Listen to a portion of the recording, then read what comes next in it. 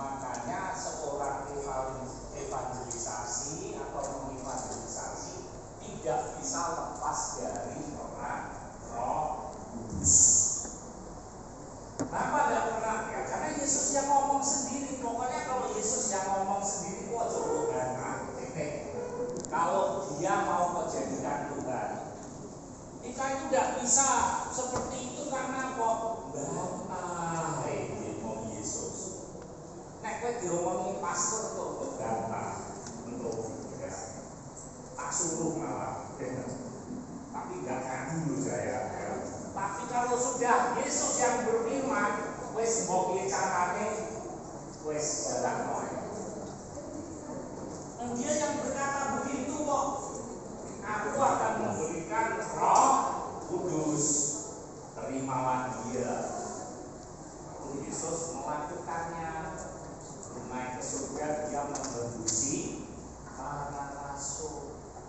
Yang berubah bukan rupane, wis tuwek dadi enom ora ngono, tapi hidupmu ini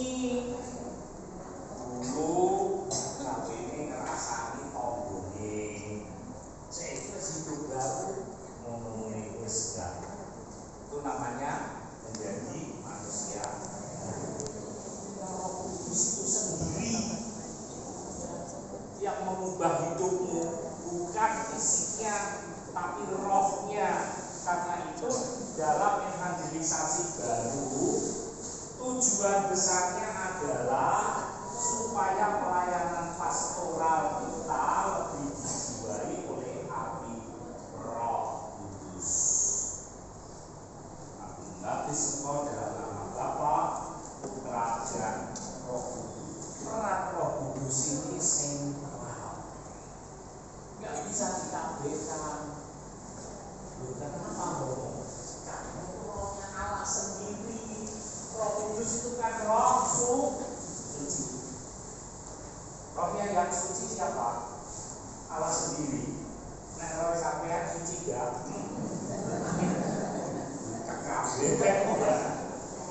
Beda roh kita itu dengan roh Allah. Roh Kudus itu dengan rohnya kita itu beda. Gak ada yang sama. Itu suci sekali kita termoda. Tidak ada kita kudus, tidak ada kita suci, hanya Roh Kudus itu sendiri. Maka ketika manusia dibaptis, tidak menjadikan dia suci otomatis,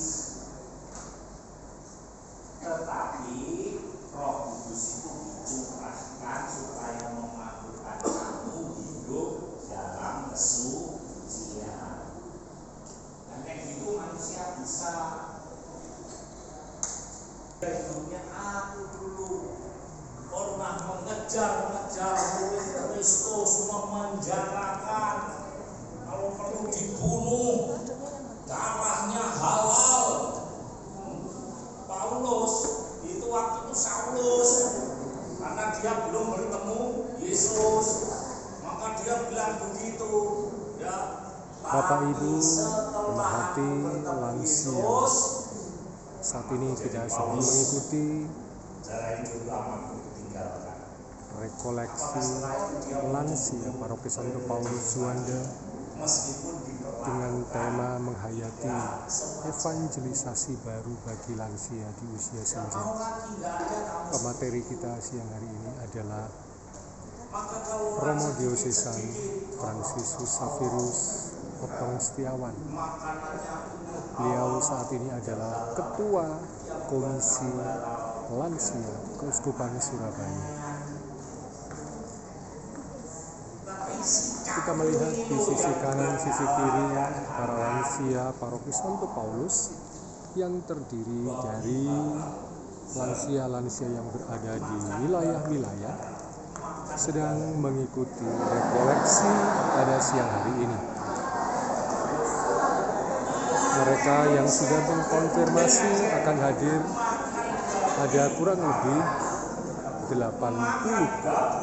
Namun dalam presensi hari ini yang hadir adalah 1 sekitar 75, hampir 100% mereka yang terkonfirmasi untuk hadir bisa hadir semuanya.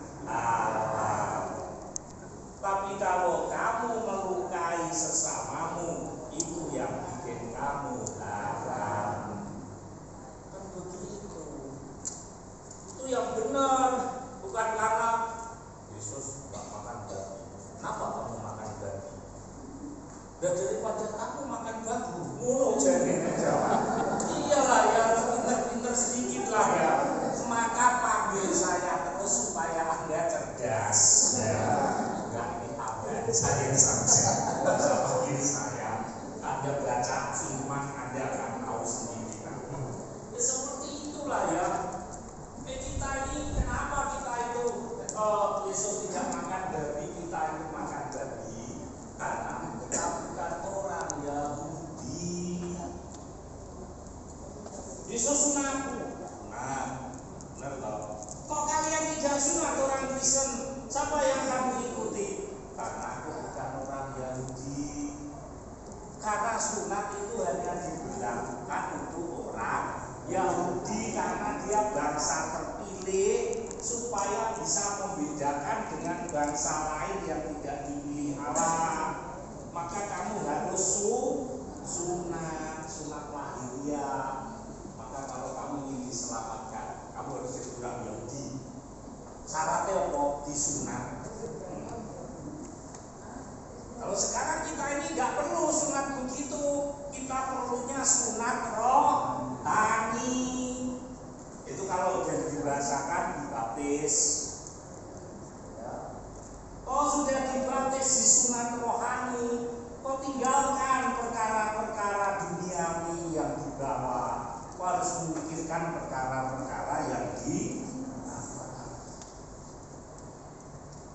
itu apa kalau kamu sudah sekarang dibaptis, sadar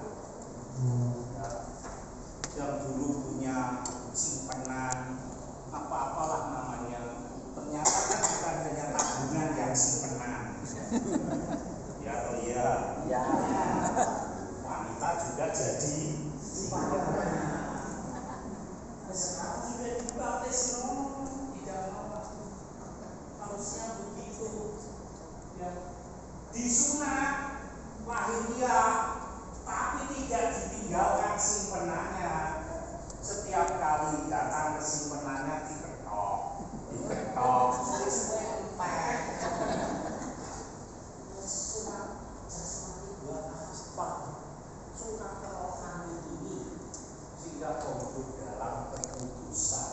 Dan itu kamu harus dilahirkan kembali. Istilahnya apa? Orang dibaptis dalam roh.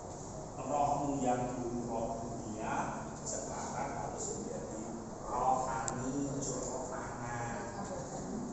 rohani.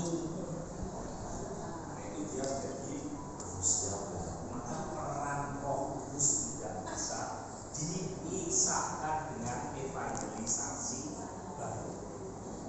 Ketika kau bisa begini-begini, bukan karena aku, tetapi Roh Kristus, Roh Kudus, karena Rasul. Bersyukur lu Anda jadi umat paroki Paulus itu. Orang hebat itu. Paulus juga Di siang hari ini kita juga menyaksikan piring-piring sendok sudah tersedia. Ada nasi, ada lauk, ada ayam goreng, ada pepes, ada tahu tempe bacem. Coba kita lihat.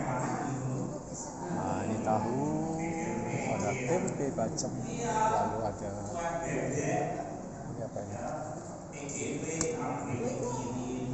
Ada sambal, kerupuk, ada buah, lalu ada kopi, ada teh. Ini adalah seksi konsumsi yang menyiapkan makan siang kita. Ada Bu Warno, ada Bu Martinus, ada Bu Hari, ini seksi lansianya ini Bu Hermina sama Bu Joko. Didi ada di. Oh, Pak Didi. Bukan Pak, Bu Didi. Ada yang mencuri stat. Sembunyi di balik. Ini kayaknya ada yang mencuri stat ini. Mencuri stat ini. Ini pencuri stat ini. Harus diabadikan mencuri Habis stat. ayam satu potong.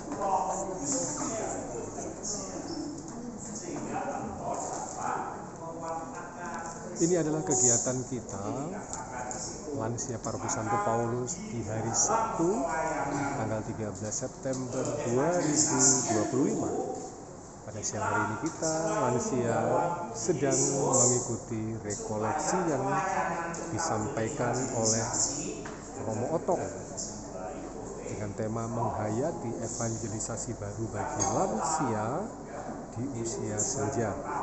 Peserta diikuti oleh para lansia dari 8 wilayah, mulai dari Fransiskus Assisi, Maria Regina, VAP, Teresia, Yakobus, Bartolomeus, Simon, Petrus.